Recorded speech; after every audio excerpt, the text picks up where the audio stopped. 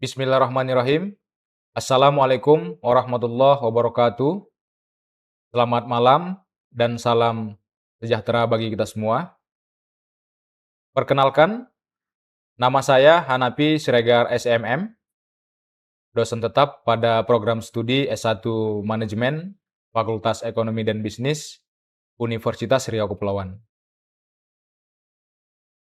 Video pembelajaran ini disusun sebagai salah satu bentuk pernyataan diri dosen dalam Unjuk Kerja Tridharma Perguruan Tinggi atau PDD UKT-PT pada sertifikasi dosen tahun 2026, khususnya dalam bidang pengajaran. Video ini menampilkan implementasi proses pembelajaran yang dirancang dan dilaksanakan secara sistematis berdasarkan rencana pembelajaran semester atau RPS. Pada kesempatan ini, mata kuliah yang saya ampu adalah Studi Kelayakan Bisnis. Mata kuliah Studi Kelayakan Bisnis merupakan mata kuliah wajib pada program studi S1 Manajemen, Fakultas Ekonomi dan Bisnis, Universitas Riau Kepulauan. Mata kuliah ini memiliki bobot 3 SKS dan ditempuh oleh mahasiswa pada semester genap di semester 4. Untuk deskripsi singkat mata kuliah Studi Kelayakan Bisnis, memberikan pemahaman tentang bagaimana menilai kelayakan investasi yang dilakukan suatu organisasi, memberikan manfaat atau tidak dengan menilai dari segi aspek hukum, aspek pasar dan pemasaran, aspek keuangan, aspek teknis atau operasi, aspek manajemen dan organisasi, aspek ekonomi dan sosial, serta aspek lingkungan hidup atau AMDAL. Untuk capaian pembelajaran lulusan atau CPL, dibebankan pada mata kuliah ini adalah sebagai berikut. CPL 1 menunjukkan sikap bertanggung jawab atas pekerjaan di bidang keahliannya secara mandiri. CPL 2 menguasai konsep studi kelayakan bisnis. CPL 3 mampu menerapkan pemikiran logis, kritis, sistematis, dan inovatif dalam konteks pengembangan ilmu atau implementasi ilmu pengetahuan dan teknologi yang memperhatikan dan menerapkan nilai humaniora yang sesuai dengan bidang keahliannya.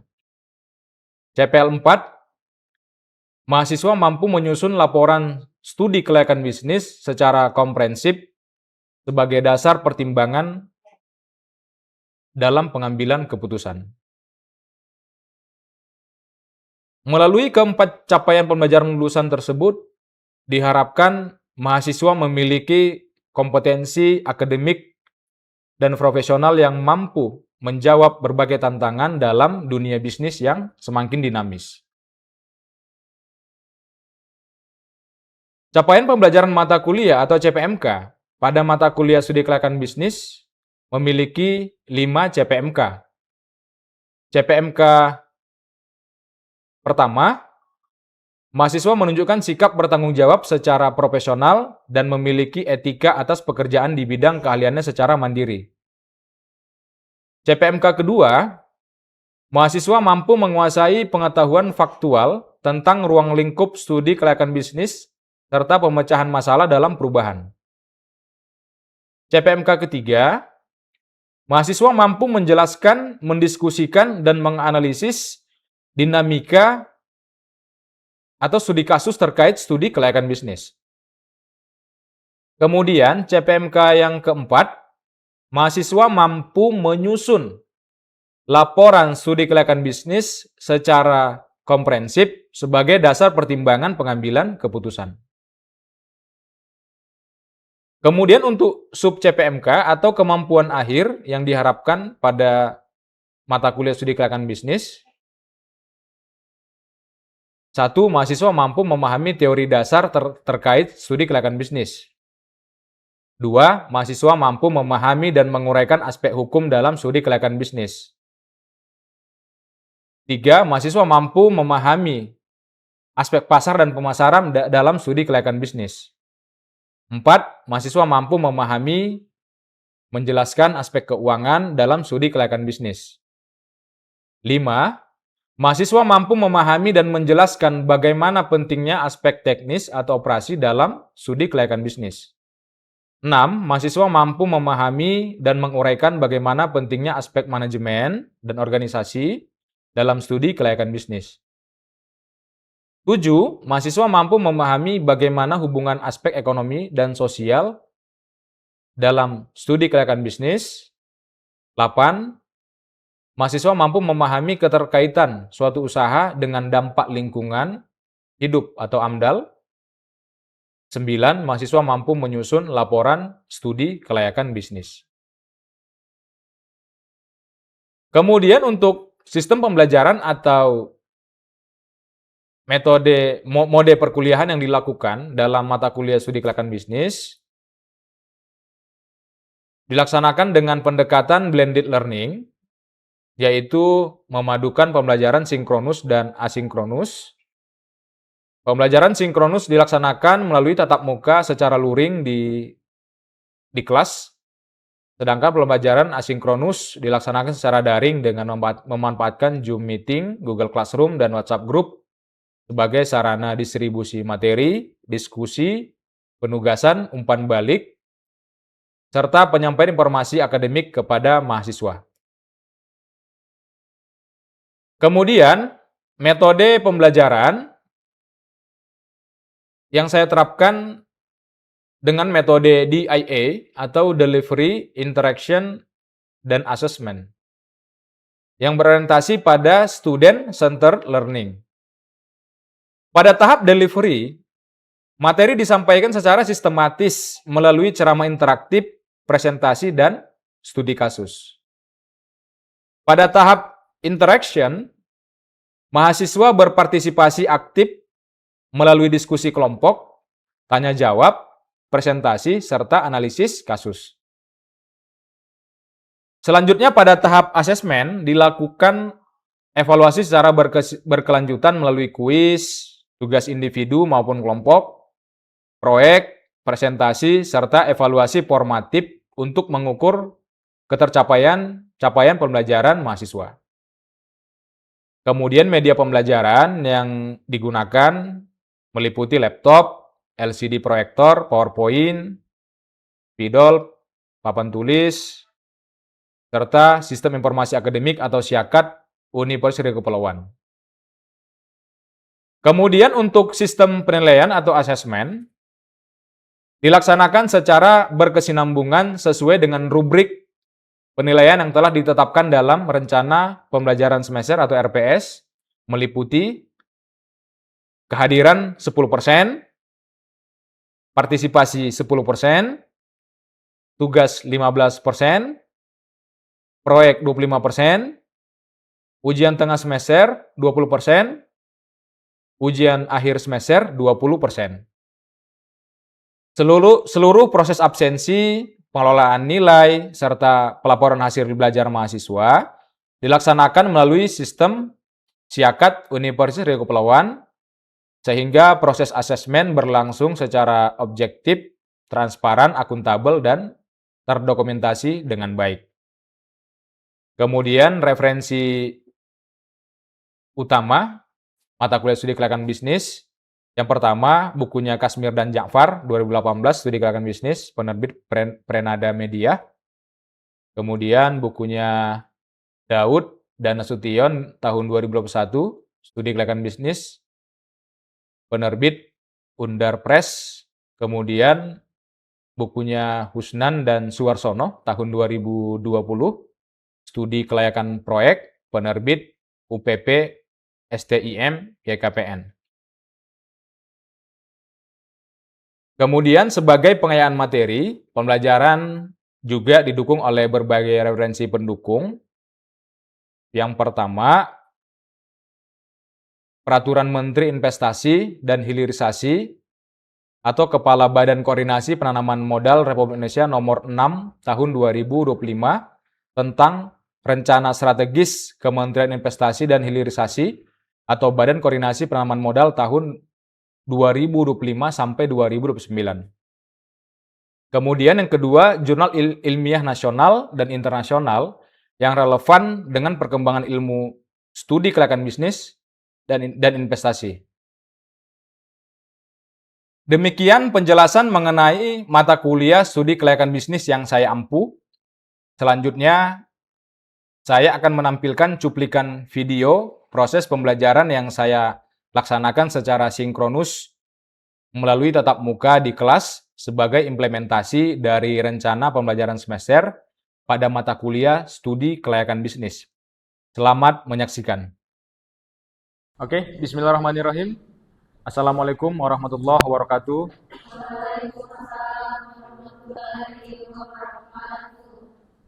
Selamat malam.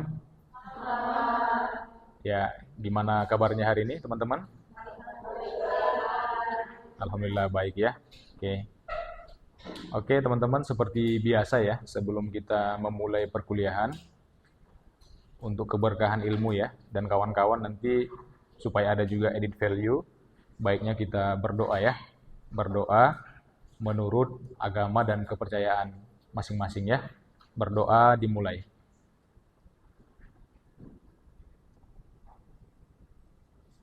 Oke, berdoa selesai.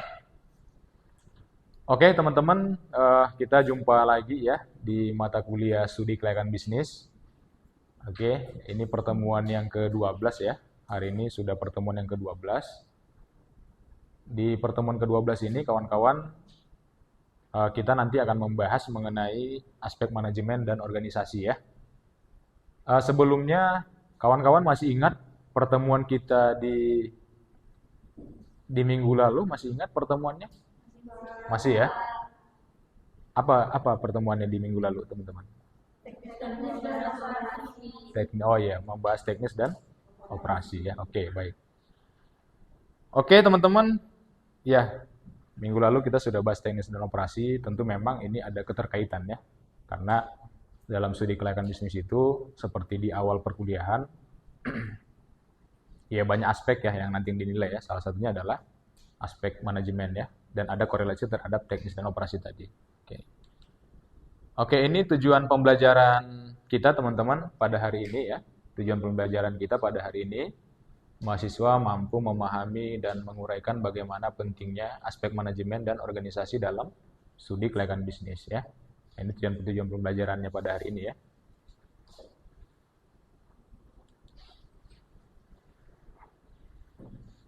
Kira-kira kawan-kawan tahu nggak apa itu definisi manajemen? Kan kita sering dengar nih ya, manajemen, kemudian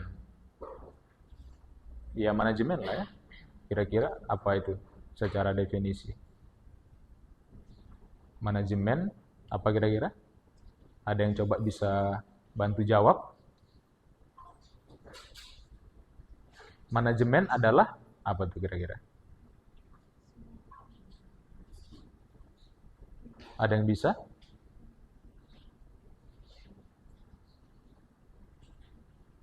Oke. Menurut Follett ya, Mary Parker Follett ya. Jadi ini juga seorang teoris manajemen ya sebenarnya Follett ini ya. Jadi menurut Follett, manajemen itu bagaimana kita mencapai sesuatu tapi melalui orang lain. Nah, gitu. Banyak juga sebenarnya teman-teman istilah-istilah yang lebih umum ya, manajemen itu kan orang artikan sebagai sebuah seni ya. Seni mempengaruhi orang lain.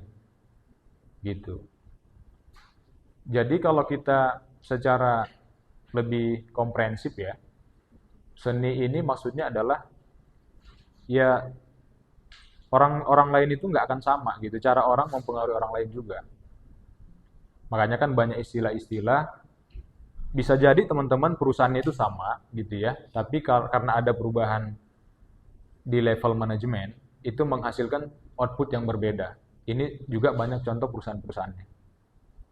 Itulah kenapa teman-teman, kalau kita kaitkan tadi secara definisi, karena bisa jadi pengangkatan manajemen yang baru itu berbeda secara komposisi dan secara seninya berbeda gitu ya. Ini kalau kita merujuk kepada pengertian manajemen menurut si Follett. Gitu ya. Artinya cara kita lah mempengaruhi orang lain lah, itulah manajemen gitu ya kawan-kawan. Kan berbeda-beda tuh. Mungkin ada yang caranya itu mungkin apa namanya? Ya caranya mungkin bisa demokratis gitu ya, merangkul, kemudian itu ya apa namanya, ya berbeda-beda lah ya, pada intinya berbeda-beda gitu. Sejarah manajemen teman-teman, kalau kita lihat dari gambar ini ya, sebenarnya memang manajemen itu juga bukan sesuatu yang baru ya, bukan ya. Diksi manajemen itu juga sebenarnya bukan sesuatu yang baru gitu. Bahkan dulu ya sudah ada praktek-praktek manajemen ya, sebelum misalnya pembangunan piramida Mesir ya, piramida di Mesir ya, sekitar 4.500 tahun yang lalu gitu. Jadi praktek manajemen itu sudah ada. Nah, seperti itu juga teman-teman, kalau kita lihat juga sejarah ya, tembok besar Cina ya, ini dimulai dibangun sejak 220 sebelum Masehi gitu. Jadi sebenarnya teman-teman dari dua contoh ini, dua gambar ini menyimpulkan bahwa praktek itu memang dari dulu itu sudah ada. Bahkan beribu-ribu tahun yang lalu itu manajemen itu sudah ada. Bahkan jauh-jauh sebelum itu pun di zaman Nabi pun sebenarnya manajemen itu sudah ada teman-teman. Gitu ya. Ini secara sejarah gitu ya. Secara fungsi dan proses teman-teman, manajemen itu memang ada 4. Walaupun nanti ada beberapa ahli juga ya ada 5 gitu ya. Tapi secara umum fungsi dan proses manajemen itu ada 4 ya. Yang pertama ada namanya planning. Planning itu secara definisi artinya merencanakan ya. Perencanaan. Perencanaan teman-teman. Itu yang pertama. Kemudian yang kedua di sini ada namanya organizing. Organizing, mengorganize ya. Mengorganize orang, mengorganize resources ya. Itu mengorganize. Ada namanya leading di sini, leading dan ada controlling. Jadi ada 4 fungsi dan proses manajemen. Oke, kita coba bahas yang pertama, fungsi planning. Fungsi planning itu sebenarnya teman-teman apapun nanti rencananya itulah bagian dari planning itu gitu. Ya misalnya kayak kawan-kawan sekarang sudah kuliah di semester 4. Ya sebenarnya ini dari bagian dari perencanaan sebenarnya. Awalnya kan pasti ada perencanaan ya. Kan nggak ujuk-ujuk tuh tiba-tiba kuliah gitu ya, 2 tahun yang lalu kan enggak gitu. Pasti ada perencanaannya dulu gitu. Karena bisa jadi juga kawan-kawan kan nggak semuanya habis tamat langsung kuliah kan. Ada juga yang mungkin off dulu tuh setahun mungkin gitu kan. Nah, perencanaan itu bisa jadi muncul ya seketika juga gitu, teman-teman. Gitu ya. Itu dari sisi perencanaan. Ini menurut Henry Fayol sebenarnya tadi saya bilang ya ada perbedaan, tapi sebenarnya kalau secara istilah dan definisi sebenarnya sangat similar, sangat mirip sebenarnya ya. Menurut Henry Fayol di sini ada fungsi coordinating di sini ya. Tadi juga ada commanding, sama sebenarnya leading itu commanding juga sebenarnya. Agak similar lah, agak mirip ya. Cuman bedanya di sini ada coordinating ya. Gitu. Ini menurut Henry Fayol ada 5 fungsi ya. Ini kalau kita lihat teman-teman ini lebih ke ya bagaimana kemudian memang di perusahaan itu juga ada hierarki sih ya, struktur lah ya. Struktur di organisasi bagaimana kemudian kalau kita korelasikan terhadap tadi ya, supaya ada pembagian-pembagian koordinasi kita tahu gitu ya. Garis koordinasinya di perusahaan gitu. Ya tujuannya apa? Supaya kita tahu ya orang itu mengerjakan apa dan dia secara apa namanya itu, secara tupoksi kita tahu tupoksinya apa gitu ya. Karena kan nggak sama tuh teman-teman, yang dikerjakan CEO sama yang dikerjakan supervisor. Mungkin mungkin akan sangat jauh perbedaannya gitu ya. Gitu. Itulah kenapa penting struktur itu teman-teman. Nah, di sini juga teman-teman ada perbedaan ya, manajer dan manajemen.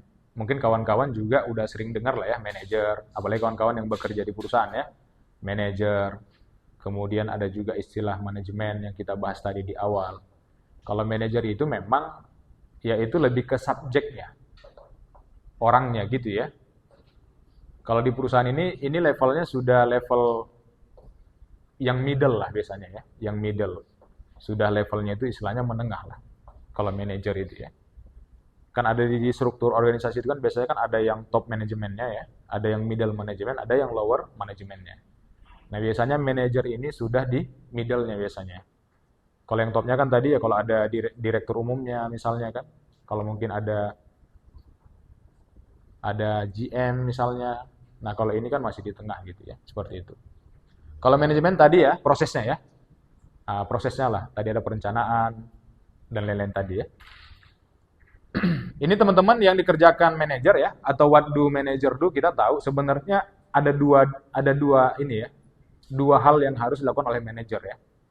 Yang pertama adalah bagaimana dia merubah sumber daya ya, resources, dengan cara ini tadi ya, apa namanya? Dengan cara melakukan dengan benar atau doing thing rights. Itu kalau kita ukur secara efisiensi ya di sini ya, efektif, efisiensi. Kemudian teman-teman bagaimana juga manajer bisa melakukan sesuatu itu dengan efektif. Kalau efektif itu dia maksudnya adalah pekerjaannya yang benar gitu. Jadi ada dua istilah ya. Manajer itu harus bisa melakukan pekerjaan dengan efisien, kemudian yang kedua adalah dengan efektif ya. Nah, ini yang kedua teman-teman. Yang pertama tadi kita sudah mulai paham ya manajemen apa gitu ya. Ya, sedikitnya kan kita tadi tahu lah ya, proses planning itu manajemen tuh sebenarnya ya. Ada tadi juga ada organizing, leading dan controlling ya.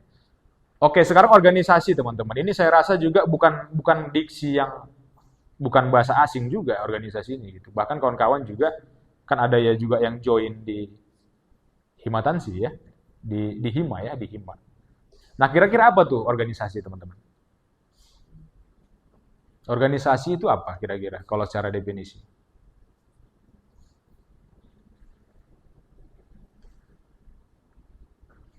Organisasi adalah apa organisasi? Secara definisi. Ya, satuan kelompok. Satuan kelompok itu berarti lebih dari satu orang. Nah, itulah organisasi ya. Perkumpulan lah ya.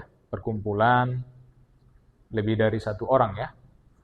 Lebih dari satu orang atau minimal dua orang ya. Kalau satu orang itu berarti masih single ya. Single. Ya memang satu single kan. Gitu ya. Oke. Organisasi itu teman-teman ya sekumpulan benar yang tadi ya kawan-kawan kita ya. Sekumpulan orang atau dua orang atau lebih ya gitu. Kalau satu orang belum bisa dikatakan organisasi karena masih satu gitu ya.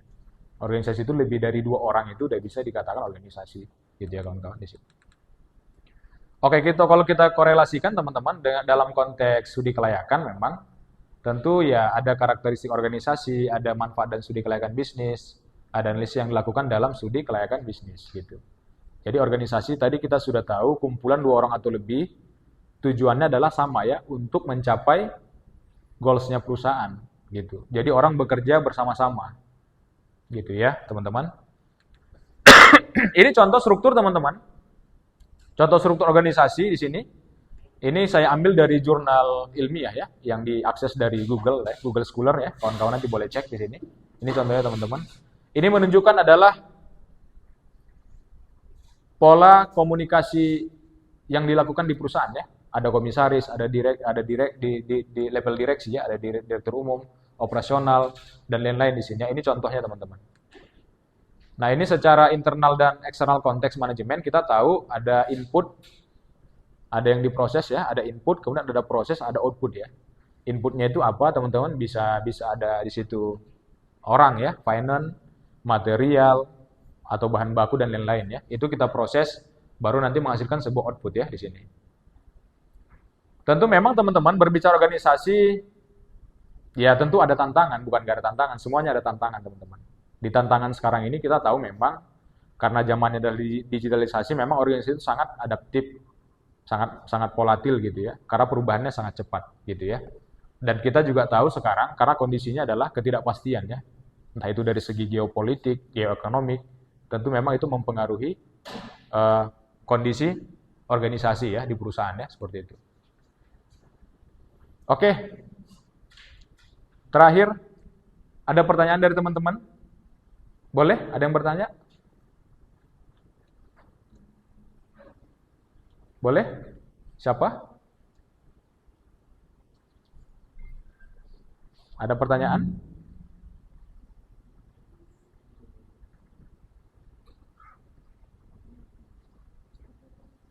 Ada? Ya, boleh Mbak. Bagaimana kalau misal perusahaan itu menerapkan manajemen, Pak? Perusahaan tidak menerapkan manajemen. Oke. Ya, ini pertanyaannya juga bagus ya. Bagus pertanyaannya. Perusahaan yang tidak menerapkan manajemen, kalau dalam konteks studi kelayakan memang kan sebenarnya aspek manajemen juga salah satu parameter ya yang harus memang di apa namanya teman-teman ya harus kita analisis sebenarnya ya. Nah, kalau tadi terdapat memang perusahaan itu nggak menerapkan aspek manajemen, ya memang kita tahu perusahaan itu bisa jadi tidak bertahan lama. Karena yang tadi ya, manajemen itu kan bagian dari commanding tadi ya, ada leading juga di situ. Jadi memang ada pembagian tugas dan fungsi ya dari masing-masing departemen. Nah, kalau ini tidak melakukan atau tidak mempraktekkan manajemen yang baik, ya hasilnya juga tidak akan baik. Kalau hasilnya nggak baik, tujuan perusahaan tadi tidak akan tercapai. Tujuannya adalah tadi memaksimalkan keuntungan ya.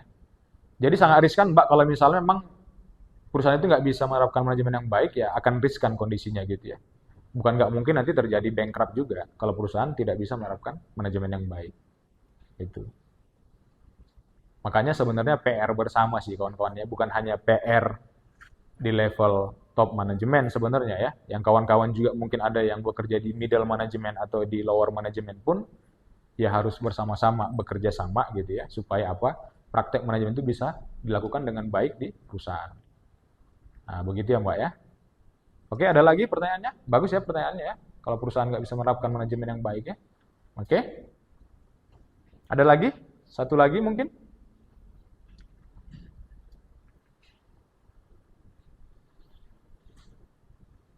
Ada lagi teman-teman pertanyaan?